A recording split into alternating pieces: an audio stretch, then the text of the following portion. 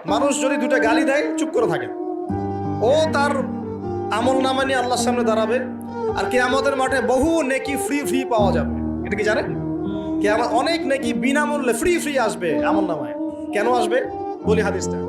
নবী সাল্লাল্লাহু আলাইহি সাল্লাম বলেছেন, তোমরা কি জানো সবচেয়ে বড় মিসকিনকে, দরিদ্র মানুষকে, মিসকিনকে? সাহাবীরা বলছেন, আমরা তো মনে করি যার সম্পদ কম সেই মিসকিন। নবীজি বলছেন, না, প্রকৃত মিসকিন সে ব্যক্তি নয়। প্রকৃত মিসকিন সে ব্যক্তি যে কিয়ামতের মাঠে উঠবে উহুদ পাহাড়ের সমান নেকি নিয়ে উঠবে। উহুদ পাহাড় দেখেছেন তো? বিশাল পাহাড়।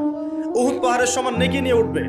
নামাজের নেকি, যাকাতের নেকি, হজের নেকি, ওমরার নেকি, বিভিন্ন নেকি। কিন্তু দেখবে সামনে বহু মানুষ দাঁড়িয়ে আছে। কেন দাঁড়িয়ে আছে? কারো কাছ থেকে টাকা নিয়েছে, টাকা শোধ করে নাই, কাউকে গালি দিয়েছে, কাউকে অন্যায়ভাবে অপবাদ দিয়েছে, কাউকে আঘাত করেছে, কারো উপর জুলুম করেছে ইত্যাদি। বিভিন্ন রকম মানুষের সাথে জড়িত পাপ ছিল।